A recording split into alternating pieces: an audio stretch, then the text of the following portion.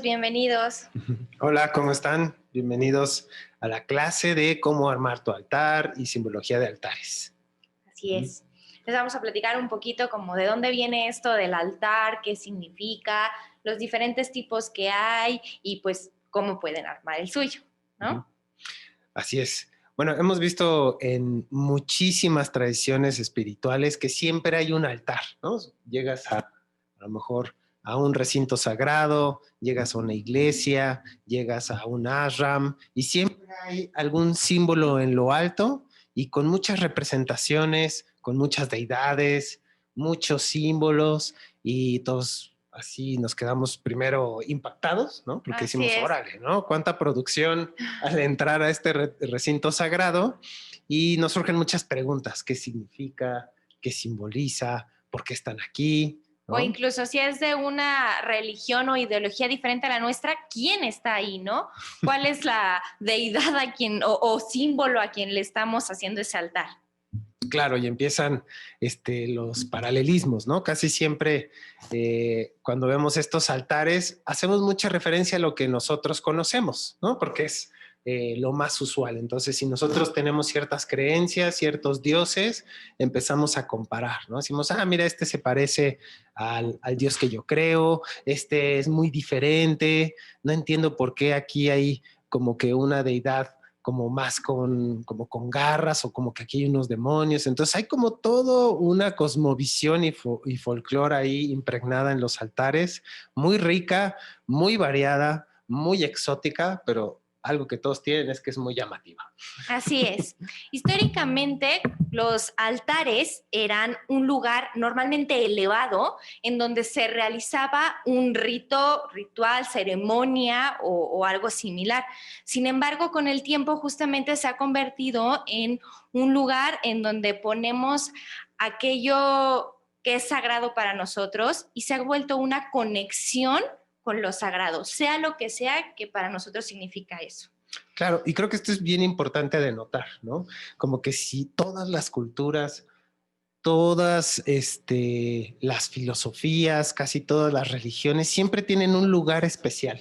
Como que hay un lugar donde nos reunimos, hay un lugar donde vamos a hacer plegarias, hay un lugar donde vamos a hacer ofrendas, hay un lugar donde nos reunimos a hacer meditación y siempre hay un lugar, ¿no? Como que es algo que seguramente desde mucho, mucho tiempo atrás los humanos siempre buscábamos ese lugar donde nos Donde nos sentíamos reunimos. en comunión, donde nos sentíamos protegidos, donde sentíamos que si estábamos todos en ese lugar, todo iba a estar mejor. Y yo creo que desde ahí surge esta idea de un lugar especial. Así es.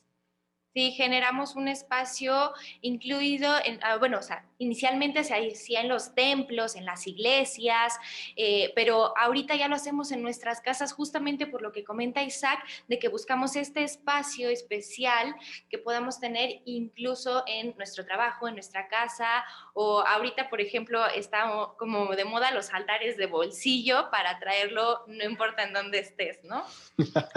Sí, están súper coquetos, ¿no? Unos Sí. chiquititos que abres, así están casi siempre como Una cajita. una cajita, como un espejito que abres así, chuc, y ya tiene aquí tu deidad y abajo a lo mejor un inciencito para que le pongas, ¿no? Así es. Si no importa en dónde estés, si necesitas sentir esa conexión, ya lo traes en tu bolsa, en la mochila o en donde tú quieras. Sí. Entonces, tal vez vamos a hablar simplemente de lo que Tati y yo conocemos sobre los altares, sobre todo para que ustedes puedan usar esta simbología en su propio beneficio. Lo vamos a hacer de una forma muy abierta de los elementos que conocemos. La verdad es que no vamos a seguir una tradición en particular, porque cada tradición tiene muchísimas especificaciones, ¿saben? O sea, si nos claváramos en altares budistas, inclusive cada linaje budista que hay, como el tibetano, el budismo zen, el budismo theravada, tienen diferentes lineamientos y de ahí diferentes ideologías y diferentes simbolismos. Entonces, hay una cantidad de especificaciones increíbles. Enormes. Entonces, vamos a usar lo que creemos que es importante como para hacer un altar personal, sobre todo de forma simbólica, y ya de ahí cada quien irá construyendo la simbología que más crea pertinente para su propio altar en su casa. Hablemos un poquito también de los tipos que hay, ¿no? O sea, justamente dentro de lo que menciona Isaac sobre los budistas, también, por ejemplo, están los católicos, hay toda una variedad también o sea, en la sección de religiosos, vamos a ponerlo así, bueno, es una sección muy amplia, pero no todos los altares tienen que ser religiosos. Por ejemplo, bueno, están los que llamamos paganos o algunos llaman Wicca, o tenemos algunos que van con intención. Eso también ahorita ha tomado como mucho, está en auge, el hacer, por ejemplo, un altar hacia la prosperidad, hacia la sanación, hacia la paz, hacia algo que queremos tener o hacia el universo, por ejemplo. Puede ser ya los 4 elementos o algún astro en particular. Hay altares al sol y a la luna, ¿no? Sí, también como altares a la naturaleza, ¿no? O sea, es muy común en casi todas las tradiciones que siempre los árboles más antiguos de la zona son árboles sagrados. Y casi siempre las personas de los pueblitos o de las regiones van y le hacen ofrendas a ese árbol porque tiene muchísimos años y representa a la naturaleza. Y creo que Isaac acaba de decir una palabra clave, la ofrenda, ¿no? El altar creo que se compone de 2 partes. La primera es tu divinidad o aquello que consideras sagrado, y la segunda es lo que le ofreces a esa imagen o deidad, ¿no? Entonces, la ofrenda. E incluso de ahí sale, pues, los altares de muerto, que es otro tipo de altar que tenemos que aquí en México es súper importante, ¿no? Así es.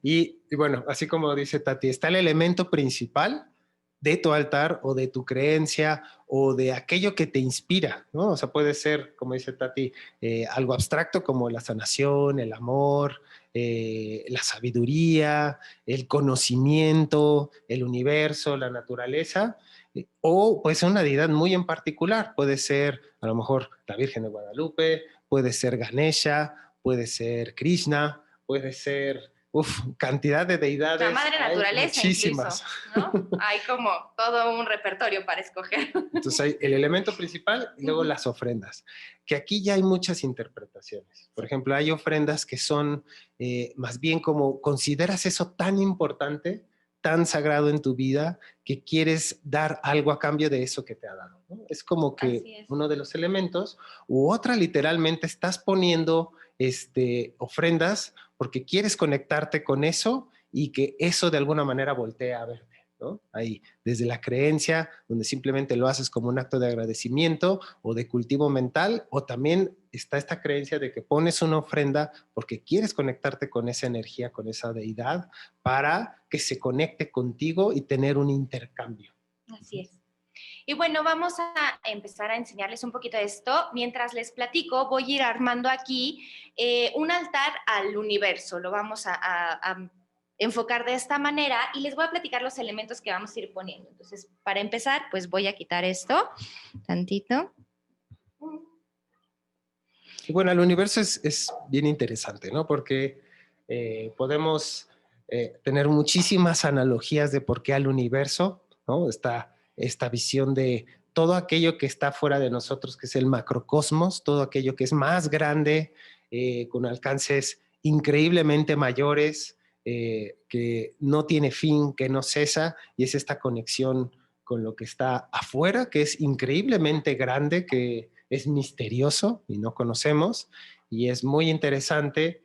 O también estas simbologías de que, bueno, como es el macro, también es el micro, ¿no? Toda esta parte interna que representa el universo porque es tan infinitamente complejo hacia adentro que nos conecta tanto afuera como adentro, ¿no? Así es. Como decíamos, la primera parte es como una representación física de aquello que es sagrado para nosotros, nuestra deidad o algo más, ¿no? En este caso, como yo elegí el universo, me parece que el mandala es una excelente representación para el cómo somos parte de un todo, parte de este universo, ¿no? Porque, bueno, está difícil conseguir una estatua del universo, pero creo que el mandala lo representa porque justamente hay ideas abstractas, no siempre vamos a tener una figura como, por ejemplo, aquí tengo a este Ganeshito, está muy pequeñito, pero en el caso de una deidad tal vez podemos tener una figura, pero bueno, en el caso del universo pues vamos a utilizar este mandala. Y entonces ya teniendo como este inicio, buscamos la ofrenda, ¿no? Entonces a mí se me ocurriría que la mejor ofrenda para esto puede ser como los 4 elementos. Entonces tengo un vaso de agua, Vamos a poner aquí abajo. Normalmente la ofrenda la ponemos abajo de aquello que es sagrado para nosotros. En el caso de la tierra, me gustaría representarlo con un cuarzo, ¿no? Es algo físico que podemos tener ahí. El aire es como uno de los elementos más difíciles de representar, pero casi siempre se representa con algo de aroma porque se esparce por el aire. Entonces yo tengo aquí palo santo. Entonces lo podemos poner acá, ¿no? ¿Y qué nos está faltando? Pues el fuego, ¿no? Entonces podemos poner una vela, también la voy a poner junto al agua, como una opción de ofrenda.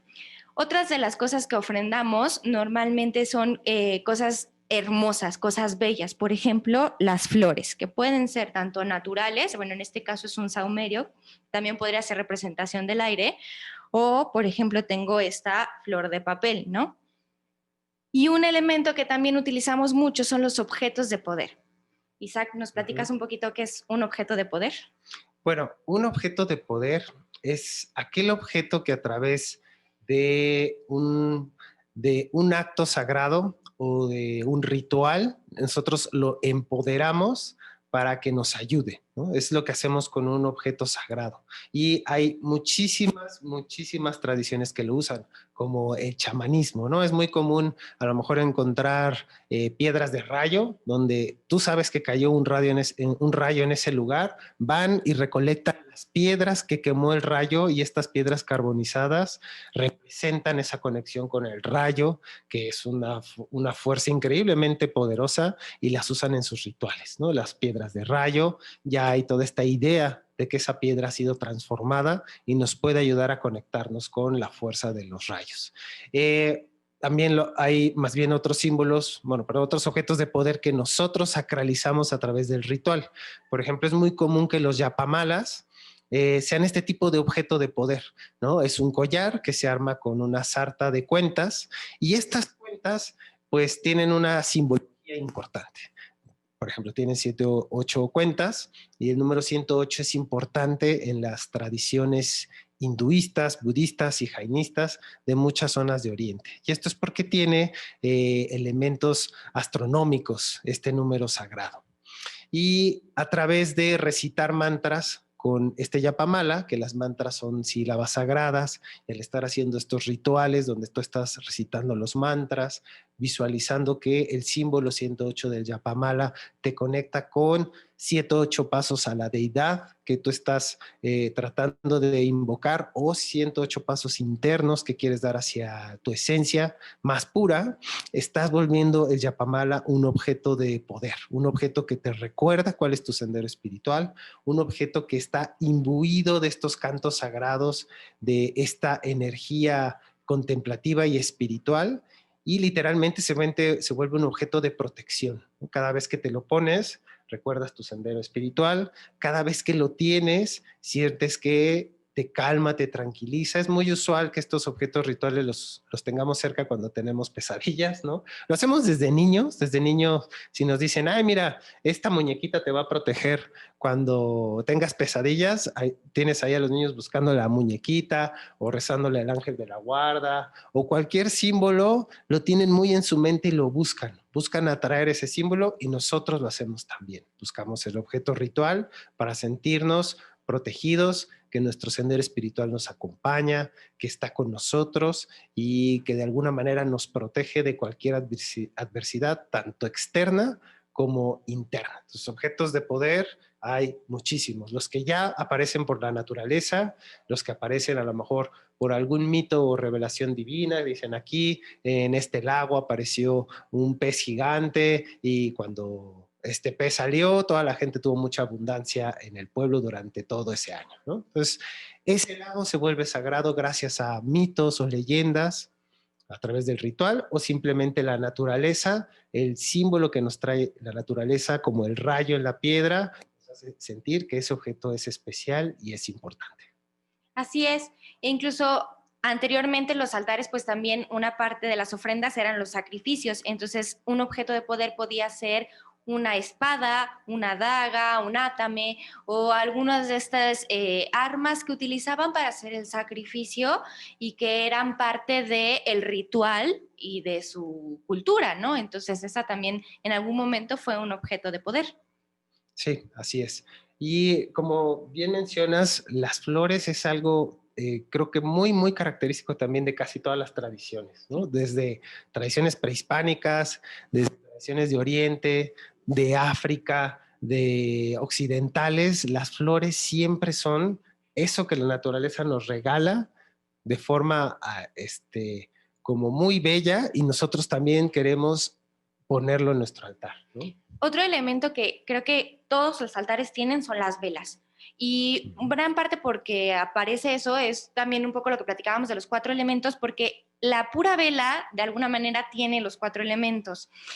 Obviamente tiene el fuego, pero también la cera normalmente viene donada por la tierra, entonces representa eso. La cera se hace líquida, representa el agua, y a la hora de que el aire mueve la llama, también tenemos ese elemento. Entonces, creo que de alguna manera eso tiene mucho que ver en el por qué las velas siempre están en un altar y también pues porque brindan luz, ¿no?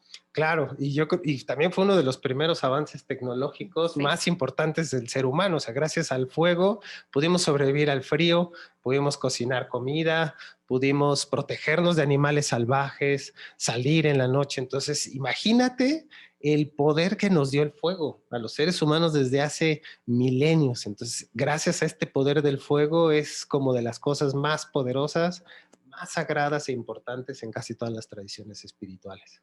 Ahora, cuando hablamos de un altar, creo que una de las primeras preguntas que nos surge es en dónde lo vamos a poner.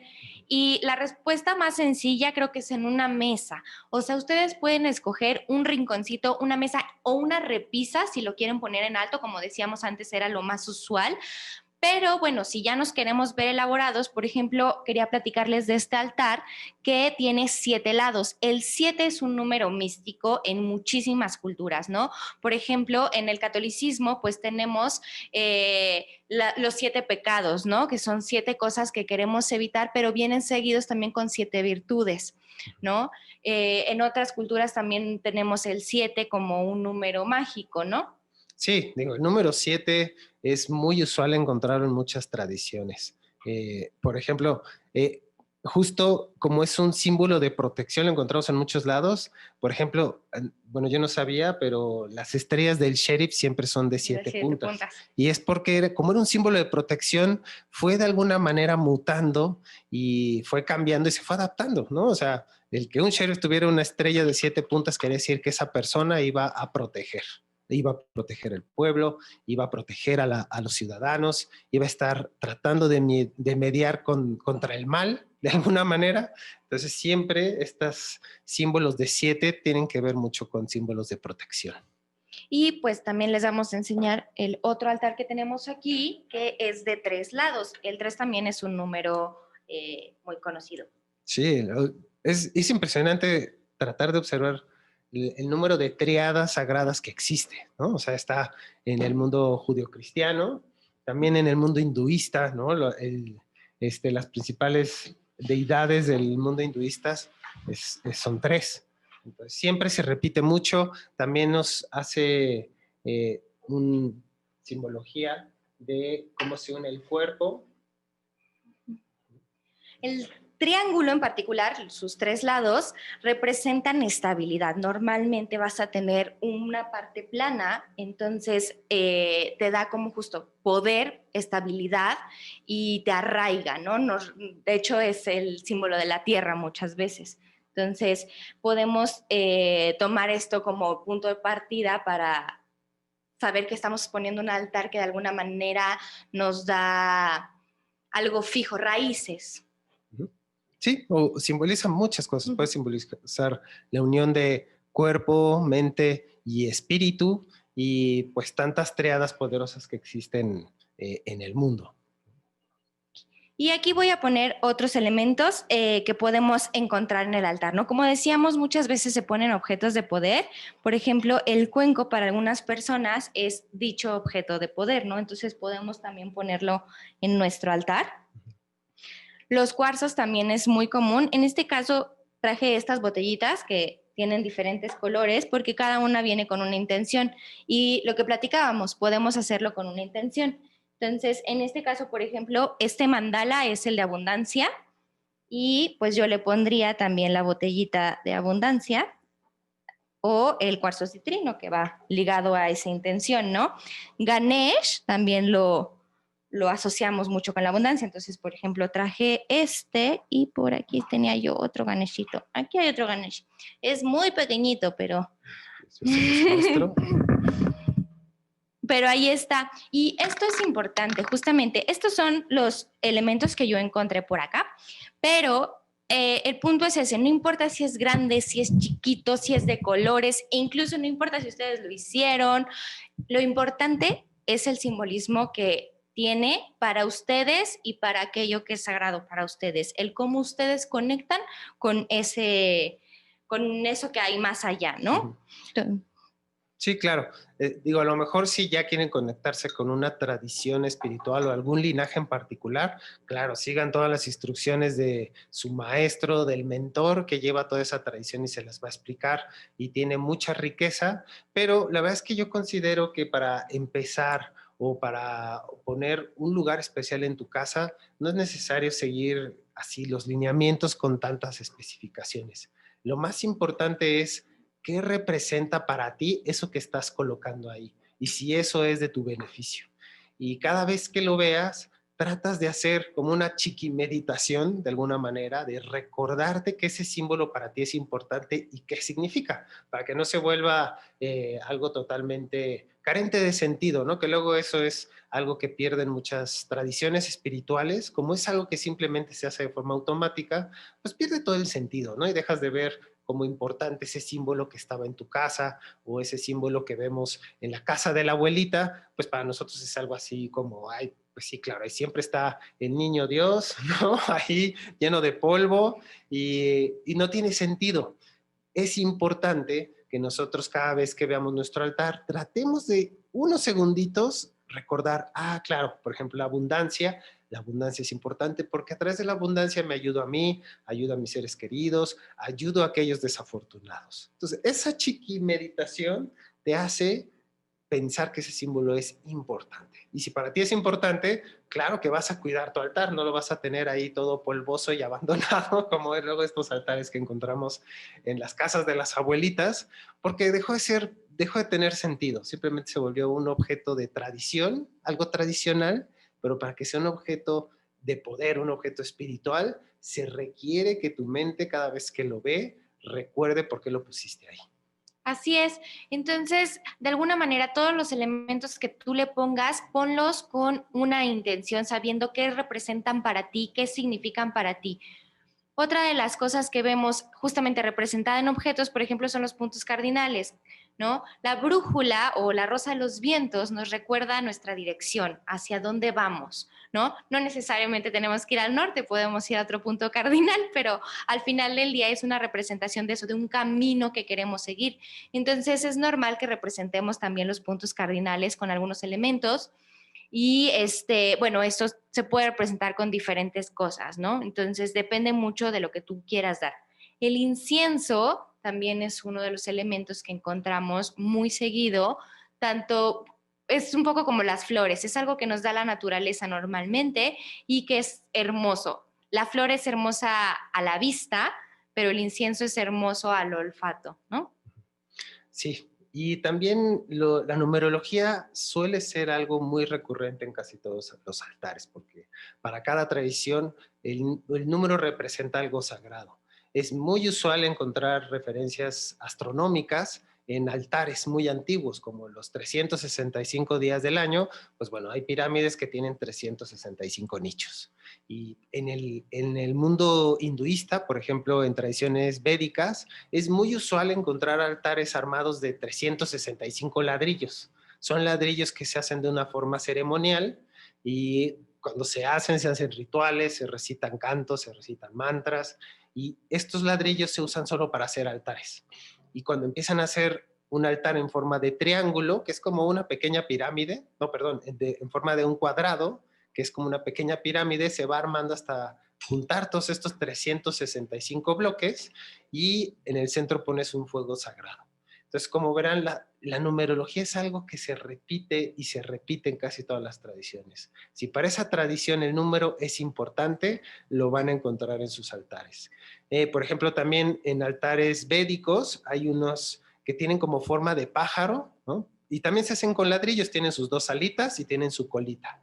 Y cada ala representa un mantra y las cantidades, bueno, las sílabas que tiene ese mantra. Entonces, si el mantra tiene 24 sílabas, van a encontrar que un ala de ese pajarito tiene 24 ladrillos. Y del otro lado, si ese mantra tiene 32, bueno, van a encontrar 32 ladrillitos acomodados de ese lado de esa ala porque representa otro mantra en particular y así. Entonces, la numerología es algo que siempre se repite y que ustedes pueden tomar en cuenta a la hora de armar su altar. Si ese número es sagrado para ustedes, lo pueden representar como una triada o pueden poner el número ahí o algún elemento simbólico como una estrella de 5 puntas, como una estrella de 7 puntas y todos estos símbolos que aparecen y hacen referencia a algún número sagrado. Es muy usual. De hecho, por ejemplo, en el catolicismo encontramos que muchos de los altares vienen con 2 columnas en los laterales y esto es porque el número 2 también tiene una gran importancia, ¿no? Desde cosas muy básicas como bueno, malo, hombre, mujer, arriba y abajo, y nos recuerda un poco la dualidad de las cosas, ¿no? Que siempre tenemos que tener presente en las diferentes facetas de nuestra vida.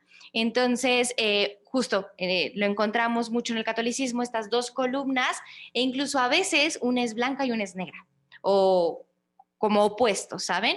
Eso también es importante recordar, ¿no? Los opuestos y el cómo lo tenemos presente en nuestro día a día. Entonces, son números que suelen ser muy importantes. Quienes alguna vez han tenido contacto con la numerología tendrán otros en mente y podemos irlos aplicando según lo que nosotros creamos y con lo que nos queramos conectar, ¿no? Ahorita lo que voy a montar es un altar budista muy tradicional, sobre todo del budismo tibetano, y les voy a ir explicando poco a poquito su simbología. Casi siempre en el centro, como decimos, ponemos la figura principal. Casi siempre esta es la imagen que usualmente estás practicando principalmente. Por ejemplo, aquí yo puse una imagen de Tara. A ver, voy a acercarme para que la vean. Es una imagen de Tara verde. De hecho, aquí tenemos otra Tara verde. Por ahí. Y también puse un Buda, que es Buda Shakyamuni. En casi todos los altares budistas, por lo menos van a encontrar una figura de Buda Shakyamuni porque fue aquel que descubrió la iluminación como nuestra nueva era. Entonces, en casi todos los altares budistas van a encontrar a Buda Shakyamuni y casi siempre en la parte superior del altar. Si no se puede, lo van a encontrar al frente de la deidad principal, pero es casi siempre van a encontrar a Buda Shakyamuni en los altares budistas. Aquí estoy poniendo 7 cuencos, bueno, más bien 8 cuencos. Los primeros 3 tienen agua. Ahorita les voy a enseñar qué representan. No sé si se alcancen a verlo, pero Isaac acá abajo tienen los cuencos volteados.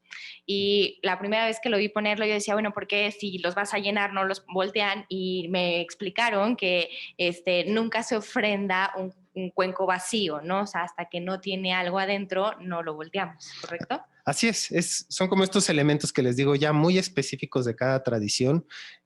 Tienes 8 cuencos ofrendando cosas, entonces si no estás usando ese cuenco en ese momento es mejor ponerlo boca abajo para que no estés ofrendando algo vacío o algo viejo. ¿Saben? También tener un altar con cosas muy viejas, bueno, usualmente no es bien visto, así que si los ve su lama de confianza, seguro se va a infartar. Entonces no se los recomendamos que no tengan ofrendas viejas, ¿no? Y por esto que les decía, tratamos de mantener esta idea que es algo importante y por eso le damos mantenimiento, le damos cuidado. No es que venga el Buda Shakyamuni o Tara Verde regañarlos. En realidad eso no va a pasar, es más, a las deidades iluminadas seguramente no les importa. Lo que importa es nuestro propio entrenamiento mental. Cuando lo estamos haciendo y lo estamos ejecutando, las impresiones mentales que estamos creando en nuestro propio flujo mental son las que importan, ¿no? No tanto si la deidad le laten o no.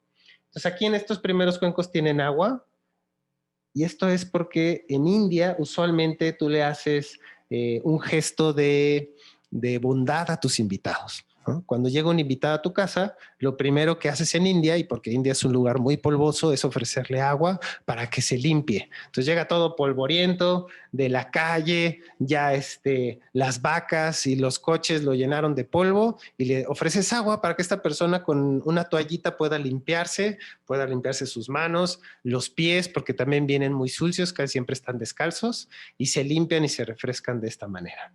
Ya después le ofreces agua para tomar, y entonces esta agua le ayuda a refrescarse. Usualmente en tu casa tienes ahí flores, ¿no? Esta es una florecita que puse en este cuenco. Entonces, también estás preparando tu casa para recibir a esta persona que es muy importante en tu hogar. Y ahorita voy a ir preparando los otros cuenquitos que también hay que ponerles arroz. Ya si quieren, clavarse mucho en la tradición, por ejemplo, en los altares usualmente ponemos un texto sagrado casi siempre hasta arriba, o en la parte de atrás de la deidad principal. Como aquí atrás de Tara voy a poner este texto, y es porque los textos tienen las enseñanzas que nos permiten alcanzar la iluminación.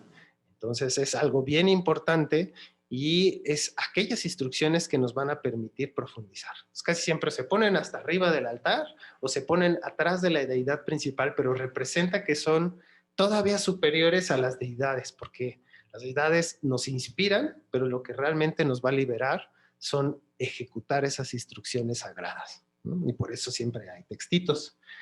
Es muy usual que cuando preparas tu altar recitas mantras. Entonces, por ejemplo, si yo empiezo a ponerle arroz al cuenquito, muy normalmente se recita el mantra Om Mani Padme Hum. Entonces empiezo a llenar el cuenquito y estoy cantando el mantra Om Mani Padme Hum. Así, Om Mani Padme Hum, Om Mani Padme Hum, Om Mani Padme Hum. Y así, voy llenándolo. El mantra Om Mani Padme Hum representa el amor y la compasión. Y así, lo pueden hacer mentalmente, no se tiene que literalmente recitar, pero sí suelen hacerlo en voz baja los monjes, los maestros o las personas que sí respetan mucho la simbología.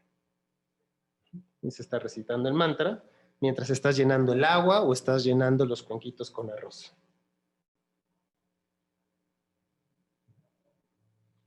Muy bien. Y los cuencos casi siempre se llenan hasta el tope. Se deja como muy poquitito en el final. Ahorita les enseño cómo quedó este cuenquito.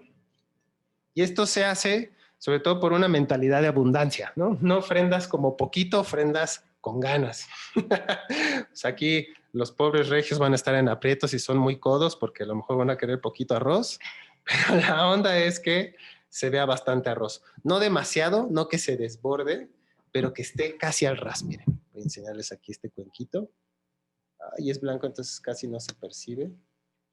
Miren, ahí está. Si ven, casi lo tengo al ras. Hay una pequeña línea. Ahí.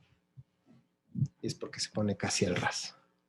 Entonces, en este cuenquito que sigue, normalmente ponemos incienso, ¿no? Aquí ponemos unos inciensos. En el siguiente cuenquito ponemos una vela. Y en el siguiente cuenco, usualmente se pone agua con perfume. Y esto es porque a tu invitado también quieres que llegando de estar todo polvoreado, se pueda poner tantita agua con azafrán o agua con perfume para oler rico, ¿no? Y que no huela, pues ahí un poco raro, después de llegar de la calle. Sí, ¿no? Entonces, bueno, acá, por ejemplo, le vamos a poner también la velita. Y para que quede elevada, que no se hunda, también le solemos poner pues el arroz. Y mientras Yo voy a llenar este. Aquí tenemos aceite de té de limón, que como decía es agua perfumada, entonces lo vamos a poner en este caso acá. El agua siempre tiene que ser potable, ¿correcto, Isaac? Sí. Bueno, sí, sobre todo la del cuenco de tomar agua, pero digo, ya como afortunadamente es usual que tengamos agua potable en nuestra casa, se la ponemos a todos los cuencos, ¿no? Si tuviéramos carencia, pues más bien solo se la pondremos a los cuencos principales. Ay, ¿me pasas una galletita por allá? Sí, acá. Pues como verán, aquí Tati ya le puso una esencia a ese cuenco. Y al cuenco que sigue del incienso casi siempre ponemos comida. Entonces a tus invitados también les ofrecemos algo de comida, un gran detalle por haberte ido a visitar. Ya solo me faltan 2 cuencos.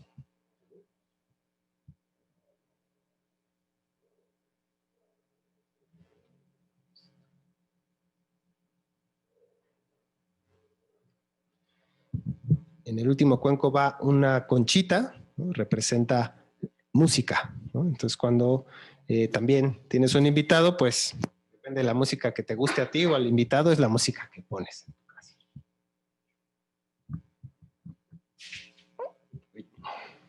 Estaba muy lleno ese cuenco. Se me cayó un poquito de arroz.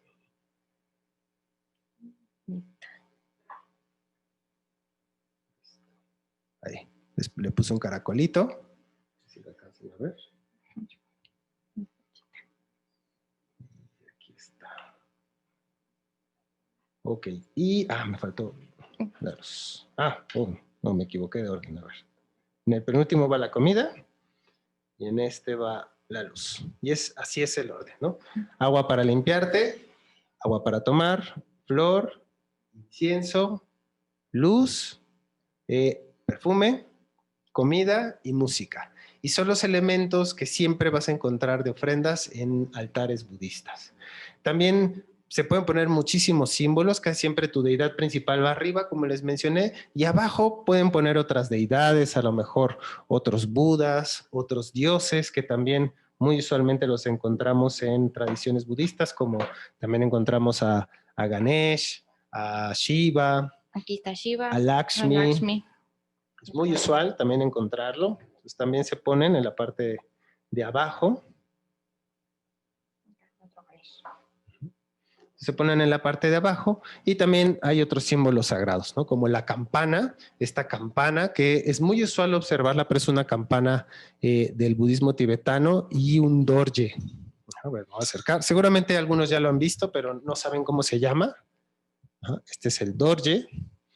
Y esta es la campana. Incluso la campana tibetana también tiene como un dorjecito en la punta, si lo alcanzan a ver. Y todo esto tiene una simbología.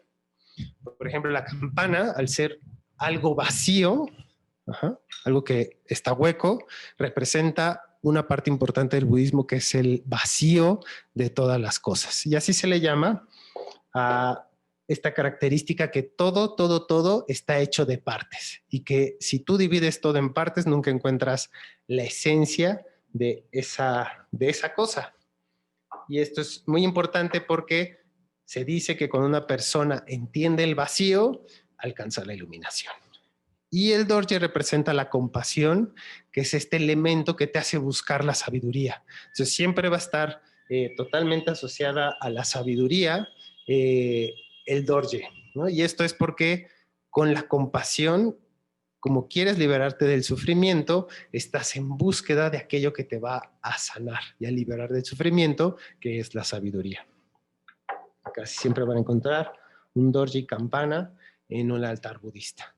Y bueno, estos son poquitos elementos, pero puede ser enorme. Hay altares gigantescos, espectaculares que pueden encontrar en muchos templos budistas, pero casi siempre van a encontrar estos elementos de forma más básica ahí. Así es. Y bueno, todavía nos quedan unos minutos y nos encantaría que nos digan, pues, si tienen dudas y preguntas, si conocen otro tipo de altares o qué objetos creen que podríamos agregar a estas cosas que les estamos contando nosotros, ¿no? Nos preguntan qué no poner en el altar. Nos preguntan qué no No poner en poner un en un altar. altar. Nunca me habían hecho esa pregunta, Es fíjate. una buena pregunta. Bueno, yo creo que lo que no tienes que poner en el altar son cosas que para ti son groseras, ¿no? Creo que es la forma más sencilla que un maestro me explicó de cómo tratar tus objetos sagrados. Los tratas con respeto. Entonces, usualmente, las cosas de tu altar no son cosas que le avientas al otro, ¿no? Le dices, mira, en mi altar yo pongo mi yapamala. Como para ti es algo importante, lo tratas con ese respeto, lo pones de una forma protegida en tu altar. Entonces no agarras y le dices, ay, te va mi yapamala, Incluso a veces Juanita. lo pones como en una bolsita, en una cajita, en algo, o sea, no solamente lo pones y ya, ¿no? Entonces en un altar no van cosas que para ti simbolizan una falta de respeto, ¿no? Si para ti que esté sucio es una falta de respeto, pues bueno, tu altar tendrá que estar bastante limpio. Creo que de alguna manera también lo que nos platicaba Isaac, o sea, el cómo hacemos este altar como una ofrenda a un invitado, pues también podemos pensar en eso. Si alguien viene a tu casa, ¿cómo no lo tratas? ¿Qué no haces? ¿No? Y tener en mente eso. Y por otra parte, también creo que de alguna manera esto tiene que estar lleno de cosas positivas. Entonces, yo diría que no se pone algo que representa algo negativo para ti. Sí, totalmente. O sea, que esté desordenado tu altar, ahí le echaste la jerga, el trapo. Pues digo, no va a pasar nada en realidad, pero es una falta de respeto y simbólicamente para ti, pues de alguna manera estás demostrando que para ti no es tan importante. Entonces, cuando veas que ya estás poniéndole cosas a tu altar, pues es interesante ver qué tan respetuoso para ti estás, digo, manteniendo ese simbolismo o si ya te vale gorro y pues ya, total, ponle ahí, no sé dónde poner las carpetitas, pues échaselas ahí al altar, ¿no? Sí. Entonces, yo creo que Preguntan que los cuencos de qué material son. ¿Van siempre al frente? sí, los cuencos casi siempre van al frente y hasta el final del altar. Y hay de muchos materiales. Digo, casi siempre mientras más interesante el cuenco, mucho mejor. Es muy usual que los cuencos sean dorados, que sean de metal. Entonces digo, hay desde cuencos de oro, cuencos de cobre, de bronce, de cerámica. Entonces, de alguna manera el cuenco siempre buscas que sea algo lindo y elegante. En particular aquí estos son de cerámica de alta temperatura, entonces son unos cuencos súper bonitos de una chica que hace cosas increíbles que se llama Alumbra y ella justo nos prestó estos cuenquitos para poder armar este altar. Así es. Y pues también, volviendo un poquito en esto, piensen en que cuando viene un invitado, no sacamos la vajilla buena, ¿no? Entonces va por ahí un poco la cosa. Buscamos que sean como algo bonito que podamos compartir. La vajilla de plata, ahí se la sacas al invitado. Esa, no los importante. desechables, esos no. Exacto, le quitas el plástico de la funda de tu sala, bueno, pues es como la misma idea, ¿no? Así va. ¿Se puede poner en cualquier lugar de la casa o hay lugares que de plano no? Depende mucho del tipo de altar. Hay algunos, como decía Isaac, ¿no? O sea, hay tradiciones en donde te van a decir, no, lo tienes que poner en la esquina norte de tu casa y bueno, pues va por ahí. Pero como les decía yo al inicio, a la hora de escoger el lugar, normalmente tiene que ser algo que para ti represente. Hace poco estaba yo viendo al respecto justamente que una persona que está como muy conectada con su lado espiritual, decidió poner uno grande en la sala de estar porque es en donde su familia y ella pasaban más tiempo, pero puso uno pequeño en su cuarto.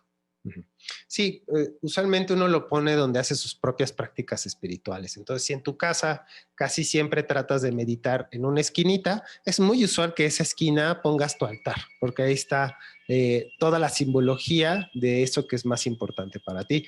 Y como dice Tati, si en tu tradición es importante poner un altar justo arriba de la entrada de tu casa por la puerta, entonces es muy usual encontrar este tipo de altares en muchas tradiciones. O si buscas que esté el altar siempre por donde sale el sol, bueno, pues también es lo que se hace. Donde casi, bueno, sí he encontrado que no se ponen los altares es en los baños, ¿no? Sí, creo que nunca he visto un altar en un baño. Y justo es porque como es un lugar donde uno se asea y es un lugar sucio, como que suelen evitar el baño. Entonces es un lugar donde casi nunca van a encontrar un altar. Tal vez en otros rituales podría haber alguno, pero usualmente en el baño no van a encontrar un altar. Pero, por ejemplo, sí en las cocinas. En las cocinas es un lugar donde pasamos mucho tiempo y muchas veces es donde se reúne la familia, ¿no? O sea, uno pensaría que es en la sala o en el comedor, pero muchas veces en donde nos reunimos es en la cocina y el cocinar de alguna manera es parte de un ritual y es parte de algo que podemos ofrendar. Entonces, sí se encuentran altares en cocinas. Sí. ¿Cada cuánto se cambia el agua y el arroz? Bueno, sí. Bueno, aquí ya depende del maestro que te dé la instrucción, pero hay unos que dicen que diario se tiene que cambiar o lo más usual posible. O sea, trata de no dejar ahí que se te pudra la florecita y las cositas. Es mejor quitar todo y guardarlo y ponerlo boca abajo. Eso es como lo que nos recomiendan. De hecho, hay como truquitos, ¿eh? O sea, pero bueno, digo, esto es porque, por ejemplo, los monjes tienen que diario cambiar sus altares y cuando tienen mucha prisa, ellos me contaban que tienen trucos. Por ejemplo, a veces agarran y quitan tantito de lo viejo, ¿no? O sea, quitan tantita agua vieja, le quitan la flor y vuelven a poner tantita agua limpia, pero le recitan el mantra de purificación, que es Om Baryasat Bahum. Entonces le echan así, Om Baryasat Bahum, Om Baryasat Bahum, Om Baryasat Bahum. Entonces como que purifican el altar, le ponen la florecita, le ponen incienso nuevo, le ponen comida nueva y bueno, ya lo chaineamos. Ahora sí que por donde viene la suegra lo haces. Cuando te caen los invitados de sorpresa, ¿ven? Cuando te caen los invitados de sorpresa lo haces de volada. Digo, no es que sea así, no. Pero digo, la idea yo creo que importante es no sentirlo forzado, ¿saben? Porque si lo sentimos forzado, nos empezamos a poner súper neuróticos por el altar. Y la idea de un altar es que se vuelva algo importante en tu vida y sagrado y que le hagas honor a esas cosas importantes en tu vida. Entonces, hazlo con gusto y también si dices, bueno, que ya van 4 días, ¿no? Una semana y no he hecho nada con el altar. Bueno, yo sé que para mí es importante, entonces, sin mal viaje, lo recoges, lo limpias, lo guardas y la próxima vez que quieras hacer una ceremonia, lo haces con todo este gusto, ¿no? Para que mantengas esta carga simbólica de forma importante. Y creo que de alguna manera el hacer esto, el volverlo a poner cuando tienes tiempo y tu mente en eso, reactiva tu ritual y vuelve a darte esa conexión con eso, tu lado espiritual, ¿no? Así es. Preguntan, ¿puedo colocar una foto mía? Puedo colocar, si preguntan si pueden colocar su propia foto. Depende del altar, yo creo, pero pues depende también del simbolismo. Por ejemplo, también un tipo de altar que hay es un altar personal, es aquello que es importante para ti en la vida. Entonces, en un altar de este tipo, tal vez sí podrías poner la foto siempre y cuando represente, creo que el lado positivo y el lado que aspiras a mejorar, liberándonos un poco del ego. Sí, exacto, como que dependerá mucho de por qué lo pones. Yo creo que es bien importante que veas tu motivación.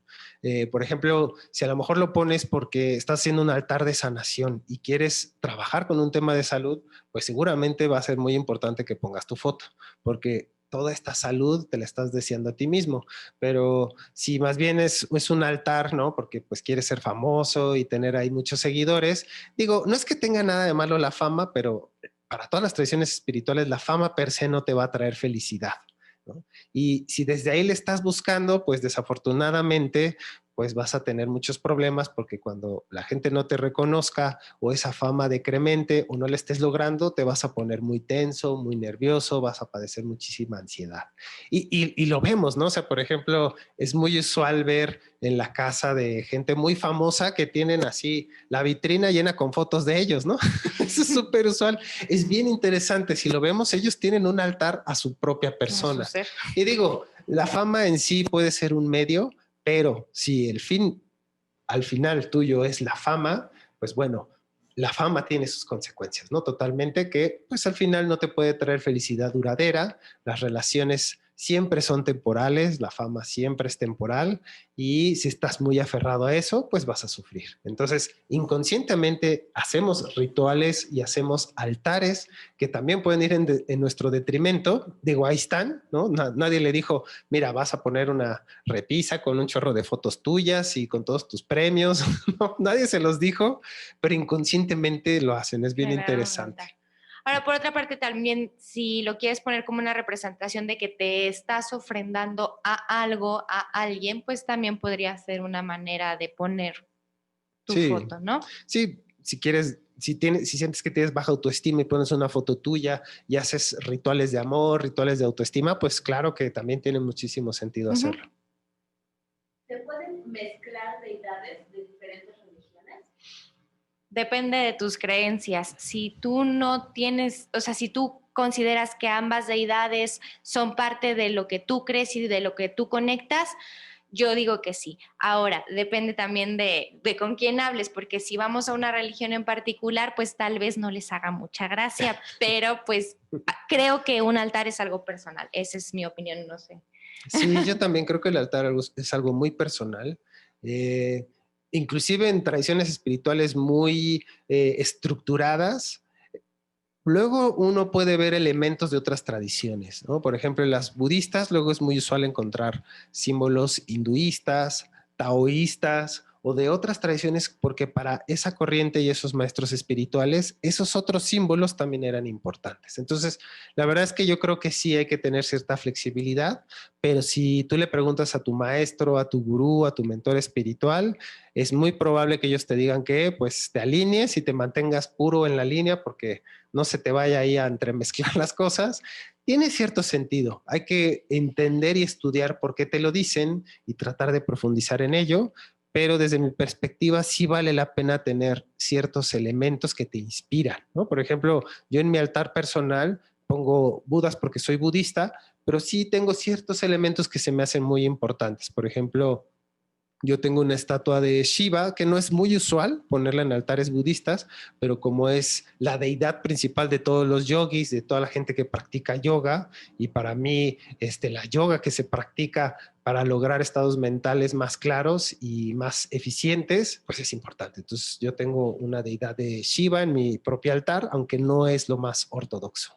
Yo conozco algunos católicos que están muy conectados con la imagen de Ganesh, ya sea porque es liberador de obstáculos o por la prosperidad, de alguna manera también conectan con esta imagen y tal vez no lo ven como una deidad por su religión, pero es usual que traigan pues tal vez un colguije, una estampita o algo así, entonces creo que también ahí si te llama es por algo. Sí. Diana, me encantó la plática. Siempre tengo un altar pequeño, pero lo mantengo limpio y lo trato con mucho cuidado y amor. Es mi pequeño espacio zen. Ay, qué padre, Diana. Frases o intenciones. También si pongo una planta representa el elemento tierra. No, la planta sí representa el elemento tierra, claro. Y las frases, decretos, ideas, sueños, metas, todo eso también puede ser una gran ofrenda y parte de aquello con lo que nos conectamos. Sí, totalmente. Puedes escribir el nombre del mantra de purificación que acabas de mencionar. Ah, que sí se puede escribir. Sí, claro. Ahorita lo escriben en los comentarios. Lo voy a repetir. Es Om Vajrasattva Hum. Y Vajrasattva es una de las deidades principales del budismo tibetano para purificar, para liberar obstáculos, para dejar ir tendencias mentales negativas, y está muy asociado a estos dos símbolos, al dorje y la campana, porque se unen la compasión y la sabiduría, y eso es lo que realmente purifica nuestra mente. Entonces, esta deidad es un Buda blanco y tiene en una mano la campana y en otra el dorje, y representa eso, ¿no? Que tu mente se está purificando. Lilian, justo por eso lo pregunto, porque siento que en sí la religión, el catolicismo es un tanto restrictivo, pero yo ya no lo practico per se, pero mis creencias en el Dios que me enseñaron están presentes hasta cierto punto y mi evolución me ha hecho vibrar con algunas otras. Gracias por su comentario. Sí, nos comenta que que ella considera que luego hay ciertas personas dentro de la tradición católica que luego son muy restrictivas.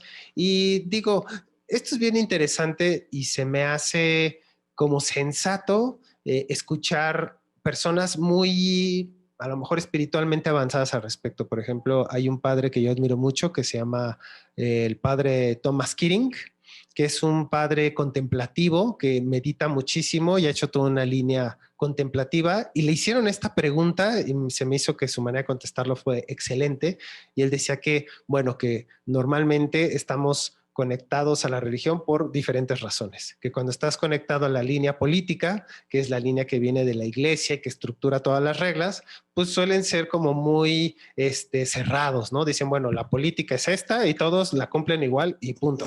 ¿No?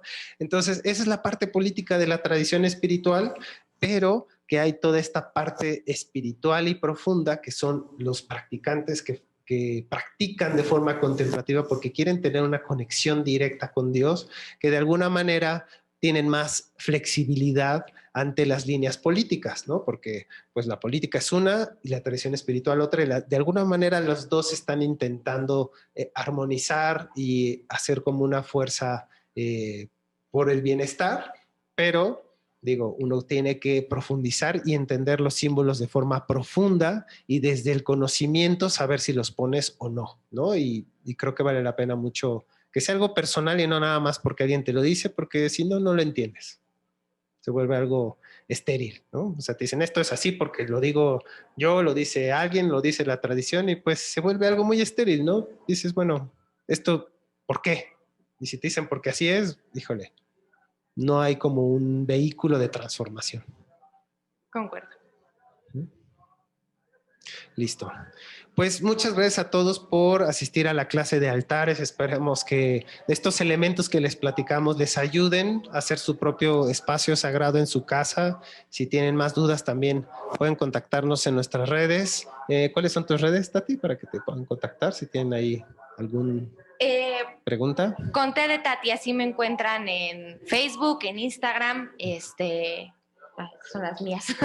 A mí me pueden encontrar como Isaac Fernández León en Instagram, Facebook, Twitter y otras redes sociales. Entonces nos pueden buscar así y sigan disfrutando el Buena Viva Fest. Recuerden que este fin de semana hay envío gratuito, ¿no? En la Ciudad de México. En la Ciudad de México arriba de 500 pesos, y para los del interior de la República que luego nos dicen nos tienen bien abandonados, arriba de 1,000 pesos quedan 100 pesos nada más.